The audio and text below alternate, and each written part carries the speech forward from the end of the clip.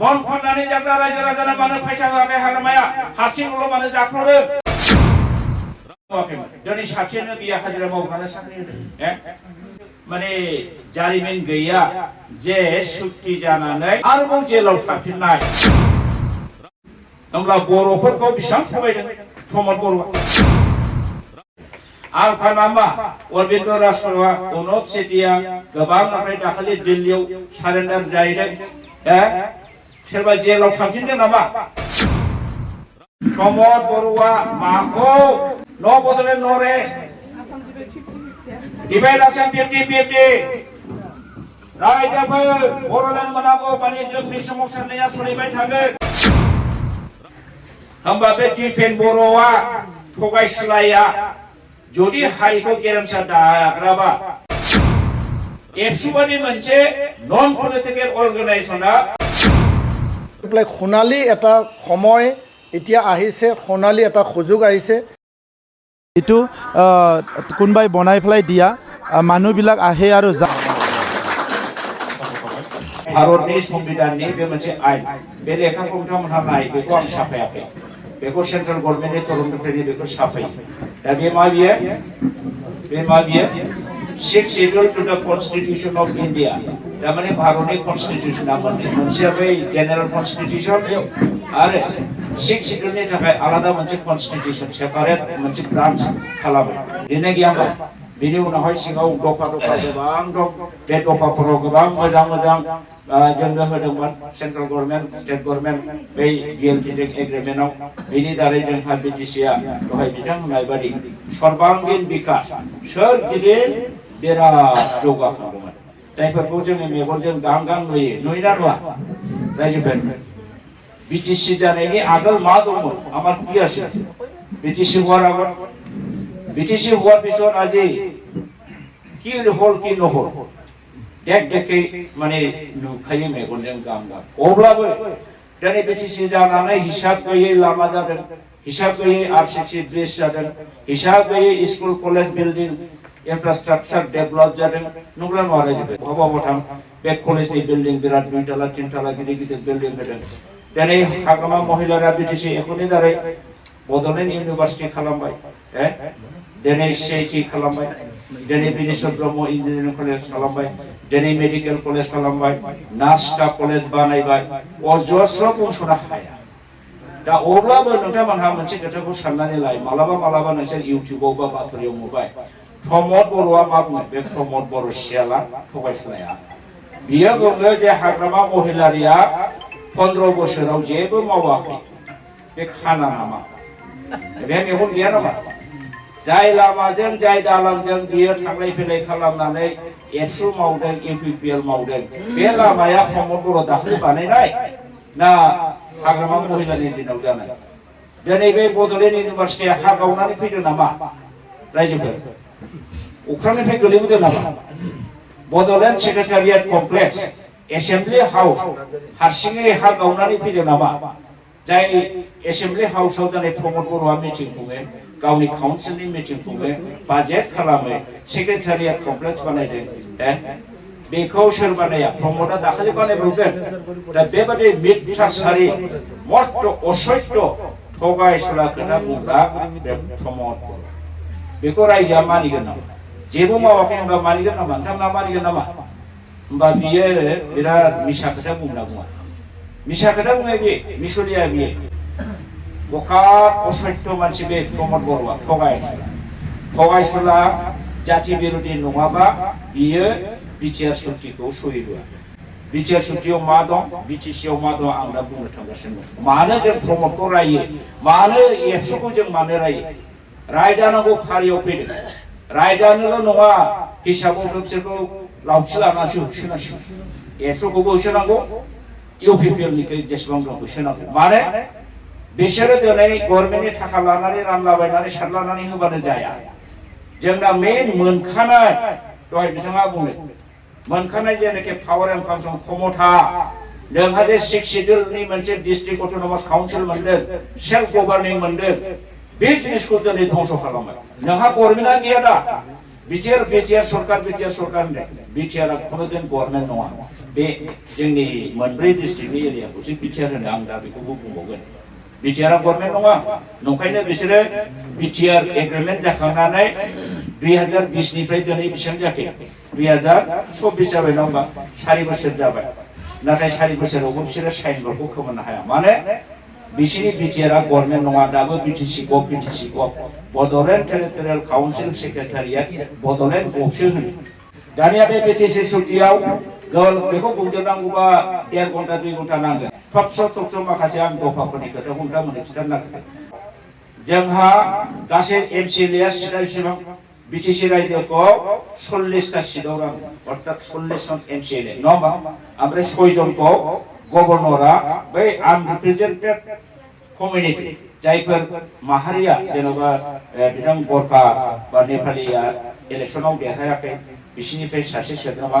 जेन'बा मुस्लिमफोर देरहायाखै मुस्लिमनिफ्राय सासे सोद्रोमा 6 जनखौ गभर्नरा एमसिएलए हिसाबै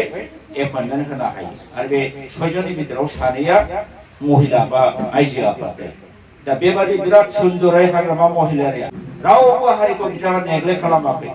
সকলৰ অধিকাৰ আছে होननानै बिथाङा बुंदों दा बे हिसाबै हाग्रामा महिलारिया सासे बिराद उपयुक्त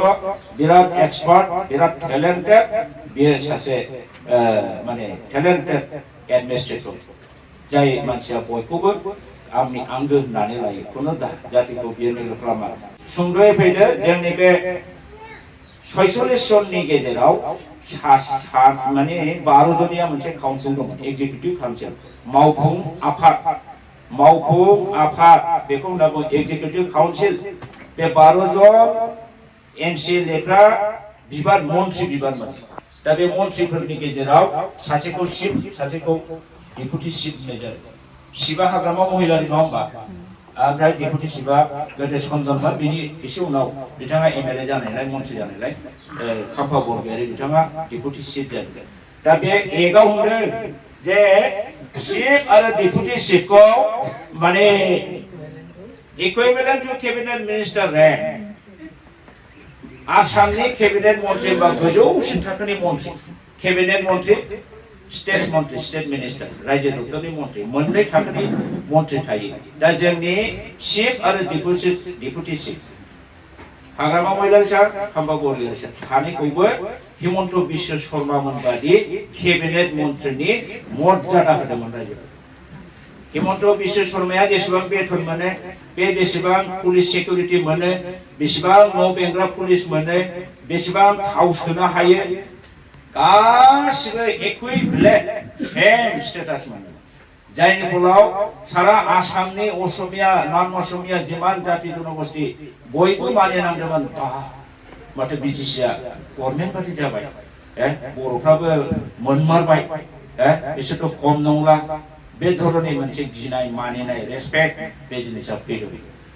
आरो बे काउन्सिलाव दङ बे माबायाव एकर्डआव दङ जायफोर 12 जननि बिथोराव चिफ आरो डेपुटि चिफ थांबाय केबिनेट मिनिस्टार 10 जन गैबावा होमबा 10 जन इएमफ्रा स्टेट मिनिस्टार रायजो दप्तरनि गाहाय थाखोनि मन्त्रि रायजो दप्तरनि मन्त्रिनि फाइला गाव हारसिङै एप्रुभ खालामनो हाया बेखौ होनना बुङो स्टेट मिनिस्टार अर्थात केबिनेटआ पास खालामबासो बेनि फाइला खामानि जायो दा बे थेवब्लाबो जोंना बै गुबुन इएमफ्रा स्टेट मिनिस्टार रेंक मोनदों बेखौ मारै सिनायो रायजोफोर केबिनेट मन्त्रिफ्रा गाव गावनि गारियाव गोजा बाथि थौखि लानो हायो जोंबादि रावबादि खुनु मानसिया लानो हाया डिसि एसपिआ लायो बिस्रा गावबा गाव निजा खालामो हाग्रामा महिलारि सारना गोजामोन खाम्फा बरगयारिनाबो गोजामोन आरो गुबुन इएमफोरना ब्लु कालारनि लाइट होनो हायो बेबादि लाइट लानायनि मिनिङा मा सरकारानो होखायो मिनिस्टार केबिनेट मिनिस्टार रेंक खुनु पुलिस दारगा एसपि डिसि डिजिपि लामा सामा लाखिनानै चेक खालामनो हाया फ्रि हगार होनांगौ बिसोरखौ बुजिबाय दा जेरै भुटाननिखौ चेक खालामा नङा होमबा बेबादि स्टेटास जोंना मोनदोंमोन दा बेबादि एथ' मोजां केबिनेट मन्त्रि मर्यादा मोननाय बे पावारखौ नैबे खर'गाज्रि माने दिपेन बर' माबा प्रमद बर'आ बे बिटिआर सुक्तियाव बेखौ दानदों गैया अर्थात बिटिसिनि इएम गावबो निजे चिफ एक्जिकिउटिभ मेम्बार गावबो केबिनेट मन्त्रिनि मर्यादा मोनाखै गाव जेरै सैथोआ बेखौनो होनो जाय जेरै खामानि मावो एरै फल मोनो बिटिसि आव थाखानाय केबिनेट मर्यादाखौ बियो चिफ आरो डेपुटि चिफनि केबिनेट मर्यादाखौ बिटिआर सुक्तिजों दानदों आरो बेनि फलाव बियो दाखालि हिमन्त बिश्व शर्मानि सिकिउरिटिजों उदैयाव नारखिजाबाय थादों नुवाखै एसे एसे मबाइलाव नुवाखै होनबा सासे CEM को सासे सिकिउरिटि PSOआ हिमन्तनि बडिगार्डआ बेखौ बोरै उदैयाव नारखाबाय थादों मानोना बिसोर मिथिगौ नोंथ' केबिनेट मन्थ्रि मर्यादानि नङा हिमन्तआ केबिनेट मन्थ्रि बिजों मानो खाथियाव थांबाय थादोंमोनलाय दा प्रमदआ ओरैबायदि लाजिनांबाय नारखा जानानै गाव लाजिना लाजियाखै जों खिन्थु लाजिनाय दुखु मोनदों हाजार बलक बिटिसिनि CEM मानि बर' मानसि सासे बर'आ असनमान जायोबा जों बयबो जायोना जाया दा जोंसो लाजिदों गाव खिन्थु लाजिया बिराद बदमास मानसि बियो प्रमद बर'आ मस्त जाति फाननानै जाग्रा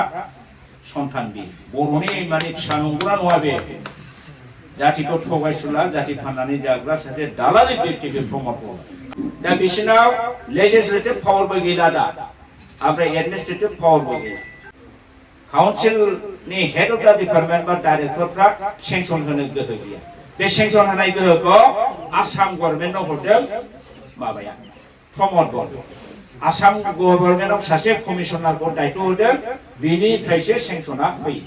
आरो बेनो सोर हरो प्रस्ताबखौ डिसिफोरा मोनब्रै डिस्ट्रिक्टनि डिसिफ्रा बबे बबे स्किमखौ हमनांगौ हमनाङा बेखौ डाइरेक्ट डिस्कआव हरो सोर खालामखो बेखौ जोलैनि हांगार प्रमद बर'आ हिमन्त बिश्व शर्माजों सिं सिं षड़यन्त्र खालामनानै बे जिनिसखौ खालामो जों बोरै क्षमा होनो रायजोफोर क्षमा होनो हागोन बेखौ मोननो थाखाय जों बेसेबां जिउ गारनांगोन दा ज्राव ज्राव हारसा अफिसारजों बिटिसिआ बुंफबबाय मानो खालामदों जाहाथे बे बिटिसि एलेकानि गासिखौबो सिजोबनानै सोबख'नानै जाजोबनो हायो धंस खालामनो हायो आं थगन रामर निसिना थगन बेबादि थगायनानै सुइ खालामहोनानै हाथियार गारहोजोबनानै गासिबो दा जेलाव दं रन्जन दैमारियावबो जेलाव दं गदों नामा पृथिबियाव बेबादि मोनसे उग्रबादिजों ओरैबादि माने जारिमिन गैया जे सुक्ति जानानै अस्त्र गारजोबनानै जोङो पाब्लिकबादि रायजो जाफिनसै मेन स्ट्रिमाव फैखांनानै आरोबाव जेलाव थाफिननाय गैया खाथियाव आलफाखौनो नाय आलफानिखौनो सारेन्डारा जेल जाया बिसोर कन्ट्राक्ट मावनानै माहाजोनसो जायो होमब्ला बर'फोरखौ बेसेबां थगायदों प्रमद बर'आ दिनै बेनो सासेनो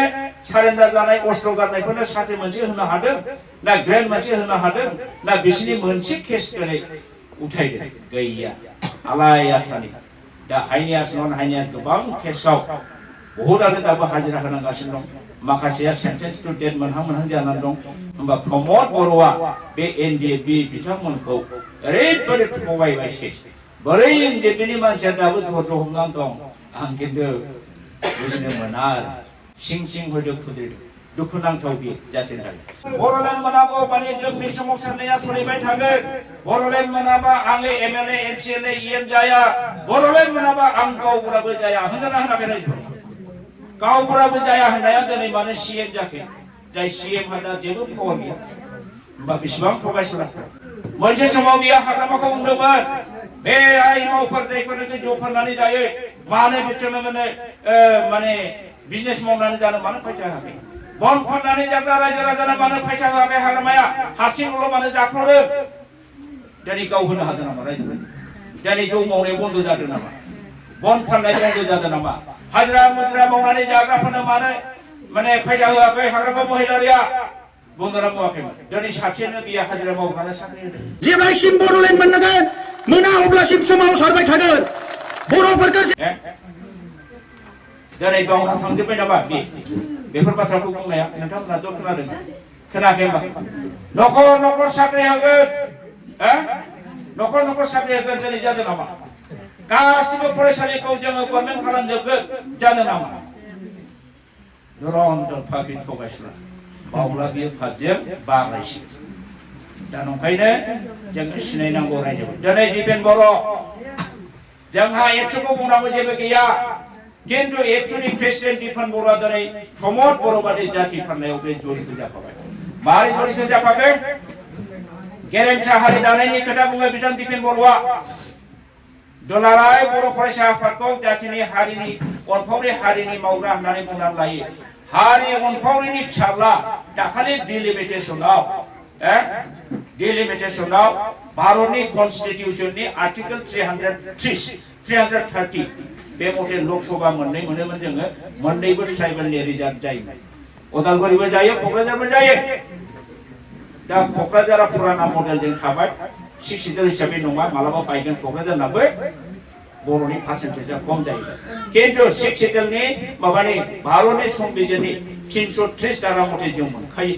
माने बेवहाय लिरनाय दं दा एसपिसि House of People constituency under 6 autonomous district council be reserved for ST. 332 धारायाव मा होनदों भारतनि संबिजिराव सोरबा बिथांमोना आखायाव दंबा कन्स्टिटिउशनखौ संबिजिरखौ नाय 332 आव होनदों जे LSC Legislative Assembly constituency under autonomous district council will be reserved for ST. Still true. होमबा जोंनाव 15टा दाखालि होदों 15टायाव माब्रै 6टाल' रिजार्भ जाखो 9टायानो गैया जाखो 6 जन एमएलएआ बर'नि खोथा बुङोबा बिटिसिनि खोथा बुङोबा 9 जन अपोजिशन जेनाखि गुबुन हारिनि एमएलए बिसोर दानगोन होमबा नों माबा मोनसे मावनो हागोन बा एसेम्बलियाव खोथा बुंनो हागोन जोंनि एलेकानि एमएलएआनो जोंनि खोथाखौ दानगोन होमबा बे दिपेन बर'आ थगायसुलाया जुदि हारिखौ गेरेमसा दाग्राबा दाखालिनि डिलिमिटेसनाव जों जे बिदों जोङो 10टा अर्गानाइजेसना बिदोंमोन एस पार कन्स्टिटिउशननि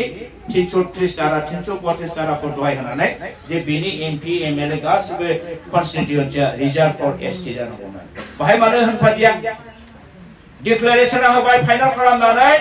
फरखा गावनानै अमा जालाबायबाय बिसोर रंजालाबायबाय फरखा गावनानै माखौ रंजाखो हेमन्त बिश्व शर्माजों ओरैबायदि खोमा खेबनानै फिदिं जाबाय दुखुनांथाव बाथ्रा दिनैनि 1 मेआव बर'फा उपेन्द्रनाथ ब्रह्मआ थैदों उपेन्द्रनाथ ब्रह्मजों आंजों एखे गामि एखे एलपि स्कुल फरायनाय गुवाहाटी कटन कलेजाव बेबो फरायदों आंबो फरायदों बेबो मोनसे लेटार लानानै फार्स्ट डिभिजन पास जानानै एडमिशन लायदों आं मोननै लेटार लानानै कटन कलेजाव एडमिशन लायदों बे आंनि 3 बोसोर देरसिन आं दुइसिन बेनो आंखौ लांदों दा बे बर'फा उपेन्द्रनाथ ब्रह्मनि दिनै थैनाय समाव मा खालामबाय हेमन्त बिश्वखौ लांबाय ट्रेक्टरजों बिबारजों उपेन्द्र ब्रह्मनि फबनाय थमाव थुलुंगाफुरि होननाय दतमाव थाङोबा फुरहाबजोब्बाय जायो आं फैबाय थानायाव गारियाव फैबाय थानायाव दहाय फन हरबाय जे बिराद उसुबिदा जाबाय दारा माने बर'फाथ' नों रावनिबो खाथिनि नङामोन बेयो मोनसे बर' हारिनिसो लिडारमोन बर'फा होननानै बुंदों जायखौ बेनि थमाव दिनै ट्रेक्टर गथ'जों पद्म बिबारजों दिनै बुंफबजोब्बाय थारमाने बर'फाखौ माने इउपिपिएल आरो बिजेपि बानायनाय जायाखै होनबा दुखुनांथाव खैला जुलियाव बिजेपिनि स्टार केम्पेइननि मिटिंआव बिराद गिदिर हाजार हाजार मानसि थानायाव बर' रायजो राजाखौ बिथाङा हेलिकप्टारजों थांनानै बे बिजेपिनि मन्थ्रिफोरजों प्रमद बर'जों दिपेन बर'जों थांनानै बर' रायजो राजाफोरनाव भट बियो रायजोफोर बिटिसिनि सुक्तिखौ मावफुंनायनि खाथिराव बर' रायजो राजाया सनितपुर डिस्ट्रिक्टआव आरो दरं उदालगुरियाव बिजेपिनो भट होनांगौ बेबादि बुंहैदों होमबा बे खोथाखौ मानो बुंहैखो बियो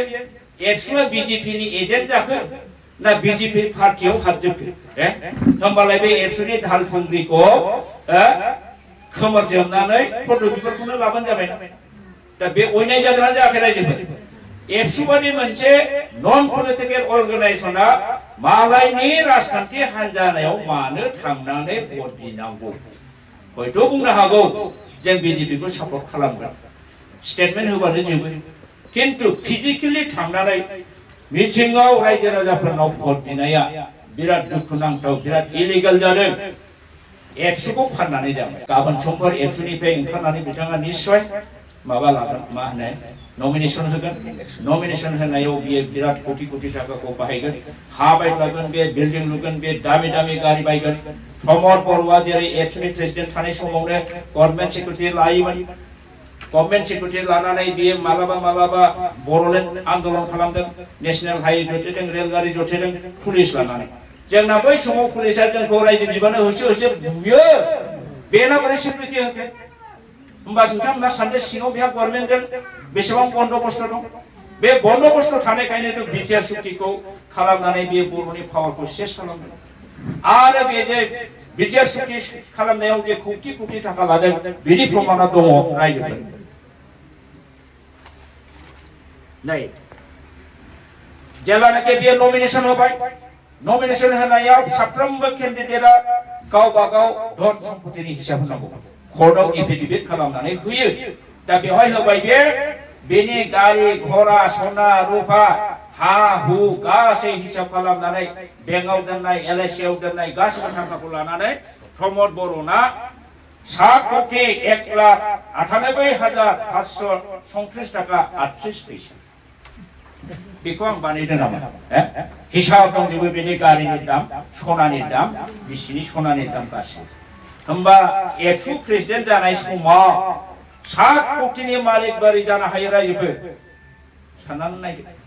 होमबा बे हेमन्तनि सरकारनिफ्राय खंख्रायदों ना खंख्रायाखै जातिखौ फाननायनि नामाव जातिखौ फाननायनि नामाव बे खंख्रायदों बे प्रमद बर'आ सानसे समाव बुंदोंमोन मा बुङामोन रायजोफोर आंबो गरिब न'खरनिसो फिसा सानसे समाव आङो खयला जावखांहैदोंमोन सानसे समाव आङो रिक्सा अट' रिक्सा सालायदोंमोन साला खयला जावखांग्रानि फिसाया अट' रिक्सा सालायग्रा मानसिया 4-5 बोसोराव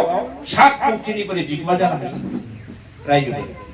500 थाखानि बान्दोला जोंनि बे बड'लेण्ड स्टुडेन्टस इउनियननि आरो बनसुनि थांनाय माखासे बे बालथा फुलथा उन्दै उन्दै सेंग्राफ्रा 500 थाखानि बान्दोलनि सायाव उन्दुदों नुवाखैबा बे थाखाखौ प्रमदआ बोरै मोनखो मारै बिदि खालामनो हाखै बे जुदि स्किमनि थाखाखौ मावालासिनो बख'नानै बे गावनि पार्टियाव हाबबानो रानो गावनि पार्टियाव हाबबानो रानो होमबा बे बेसाखिना खालामदोंना खालामाखै बेबादि बिसोर खालामगासिनो दङ दा बेयो जोंनि थाखाय मोजां नङा रायजोफोर